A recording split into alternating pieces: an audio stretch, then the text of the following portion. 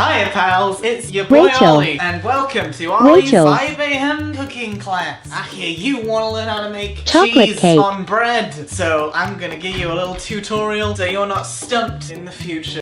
Hello everyone, it's Rachel. Today I'm going to be baking a cake and then taking all the fun out of it with math and science. I'm going to be talking about ratios, fractions, and chemical reactions, unintentional rhyme.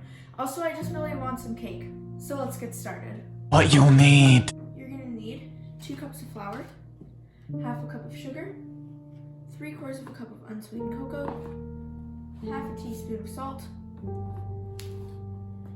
1.5 teaspoons of baking powder, 3/4 of a teaspoon of baking soda, 3/4 of a cup of melted unsalted butter, 1 large egg plus 1 large egg white, 1 teaspoon of vanilla, 1/3 of a cup of milk, and 1 cup of coffee. When baking a cake, you typically want to use the ratio of 1 part flour to 1 part eggs to 1 part fat to 1 part sugar in weight, not volume, because if it was in volume, it would be pretty weird. Your fat will typically be butter or oil, and the rest of it kind of speaks for itself. When baking, you can always multiply or divide fractions to make the recipe bigger or smaller. If you want a larger cake, you can change 1 cup to 2 cups, and if you want a smaller cake, you can change 1 cup to half a cup, or with any other measurement. Right now, I'm just going to make a regular sized cake, so I'm going to keep it as the recipe says. The most commonly used flour in baking is wheat flour. 2 important proteins in wheat flour are glutenin and gliadin. When you add water to your flour, these 2 proteins bond together to form a new protein called gluten. And then when the water mixes with the gluten, it forms a heavy, sticky mass which can be used as a glue, but it also greatly expands and then sets with an airy texture, which is ideal when you're baking a cake. Then, during the baking process, eventually these gluten networks harden, giving the cake its signature structure. There are 2 leavening agents in this cake. The first one is baking soda. When met with acids, baking soda releases carbon dioxide, which helps the cake rise properly. The second one is baking powder. Baking powder is very similar to baking soda, except it has 1 more acidic salt in it, so you gotta make sure you don't mix them up. Baking powder releases carbon dioxide twice, once when it's met with water, and then again when it reaches 176 degrees Fahrenheit. This makes sure that your cake is light and fluffy.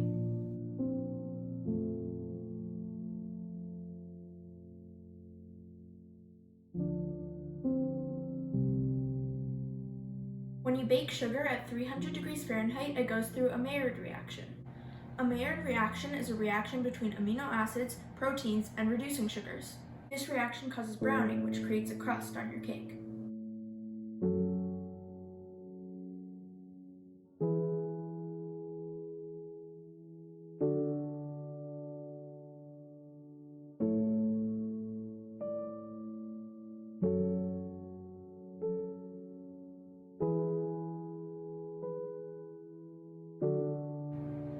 Eggs can serve 3 purposes when baking a cake. The first one is to make the cake light and fluffy. Egg whites contain a protein called lecithin, which coats air bubbles during mixing and then stops the cake from collapsing during baking. Lecithin also acts as a binder to keep the cake from crumbling. And finally, eggs can be a great protein source for sugar's Maillard reaction.